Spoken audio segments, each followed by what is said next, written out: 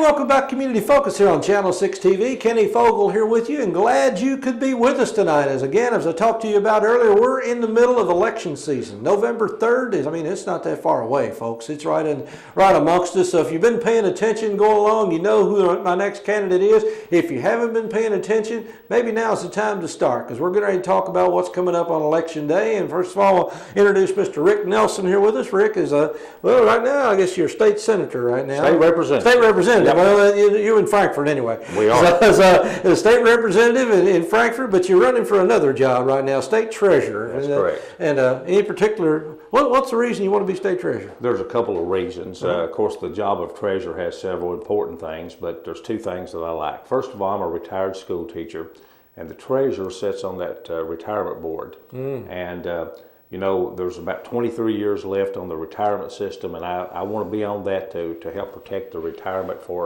our teachers that are currently teaching. Right. A teacher like myself, 23 years from now, I hope I'm around, but ours is covered, but I think we've got to make sure that the ones that are working now are covered. And remember, a teacher does not draw Social Security, so that's one reason.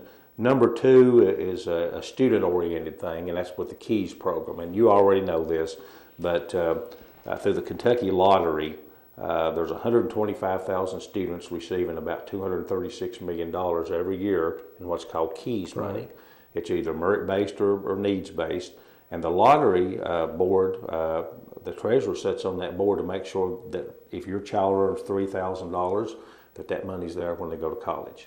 So that's a big part. And also one big part is the financial literacy. The treasurer's office is supposed to teach financial literacy or be kind of a driving force behind it. And last year in Kentucky, we had 15,000 either bankruptcies or foreclosures. And I believe in education very strongly, and I think the more we do at the high school level, maybe those numbers will come down some. I think that's very important. Well, I've dealt with several treasurers over the years, and some of them have taken the job very, very seriously, and some have basically been there just for show. So I'm assuming this is one that you're taking very seriously just for the fact that you know those issues already. Well, I do, and it's my goal, and some people look at this different, but I think that an elected official needs to get out where the public is. And I think there's a couple of ways you can do that. One is financial literacy, and I've made the commitment that any high school that would want the treasurer to come and teach a class in financial literacy, I would be glad to do that. And also, there's another program, and you've been in Frankfort, you know about this. It's called the Unclaimed Property. Every year, there's $45 million in unclaimed property, mostly cash, that's found. Example, a bank has a safety deposit box. The owners have passed away. It's sitting there. After 3 years, they're supposed to turn that into the treasurer's office. Could be a payroll check, a life insurance policy. $45 million each year. Hey, I got $7 back from about 2 years ago, so I'm not complaining. There's a guy in Louisville recently had some Apple stock, and he got a check for $410,000. Oh, I wish I had that one. Right, and he forgot about the stock. How do you forget about a $410,000? Apparently he bought Apple stock. Oh, back when it was little. And forgot about it. Really? And Todd Hollenbeck found that number. Now most of them may be. Yeah, mine was $7 from J.C. Penney. I think I somehow know that came back. There's $300 million that the treasurer is keeping for Kentucky citizens, and I would like to take that and go to every county and give the citizens a chance to come out, because now you've been working in Frankfort, so most citizens won't get a chance to come to Frankfort. So I think that the officials need to get out and make an effort to go out where they are. Now that's just a philosophy. Well, I understand that. As treasurer, how much influence do you have over? Like you said, you're sitting on the board of the retirement system. Which the retirement system, I know the teachers' retirement's in bad shape.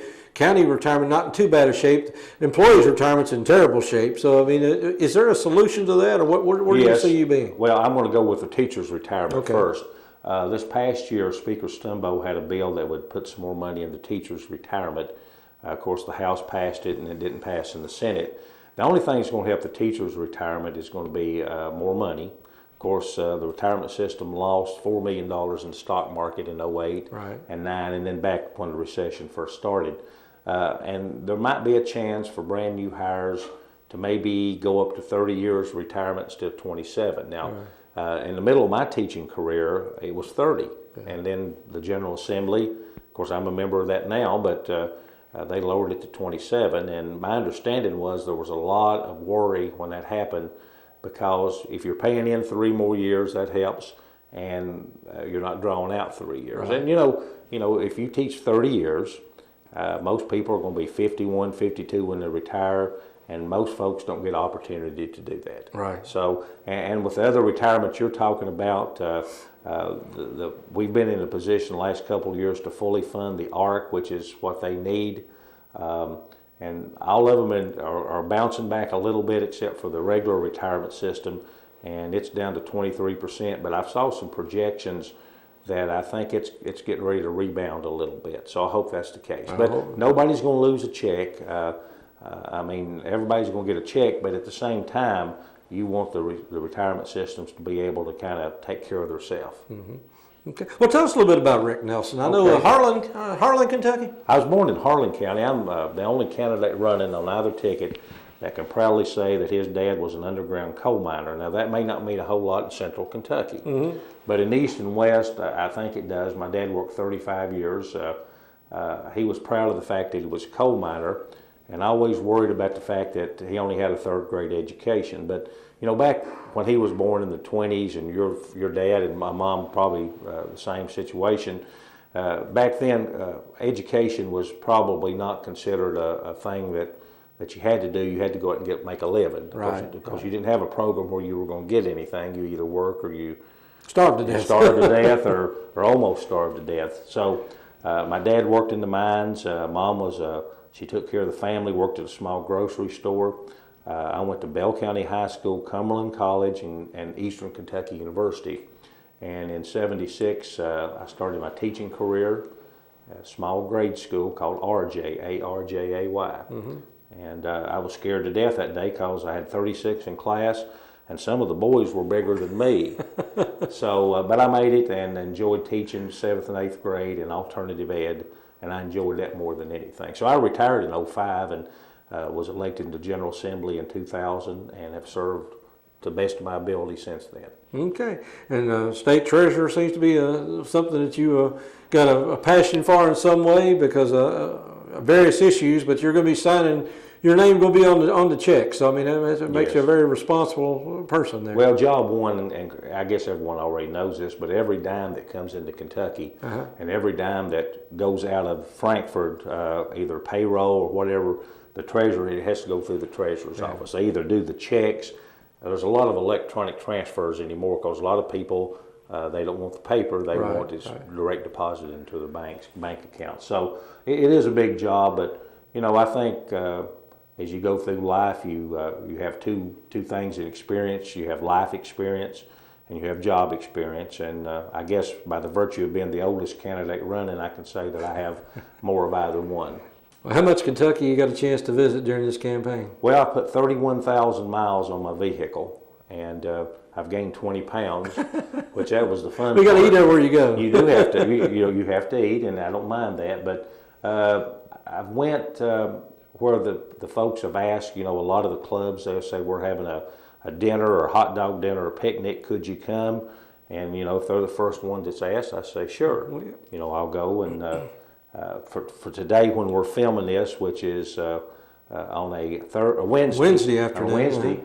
This is my 4th event, and I'm going to be going to Louisville for my fifth event, just in one day. Now, it's not always that hectic, but I have driven 6.5 hours to speak for 3 minutes because someone asked. Yeah. You go around and speak, and then turn around. Well, you don't want to stay in Louisville too long, because you go back to Harlan, you'll talk funny, and they won't be able to understand you down there. A lot of the people said, Rick, you're going to have to slow down just a little bit, and I may be doing that now, but we do have an Eastern Kentucky voice, and we're proud of that. And you and I was amazed. I worked radio for 35 years, and you said you covered Washington County, I believe. No, Nelson, most Nelson County schools on high school radio. Well, Washington County is close. Right. I've covered some Washington County games, but that's not primarily what I've done. You have a coach that's from there, Dudley Hilton, that I work with at Bell County High School, and I think he's over at Taylor County now, and I think he was born in Springfield. So we did the radio for 35 years, and you're an old veteran at the radio, and it's a lot of fun, and it's a lot of work if you do it right. Yeah,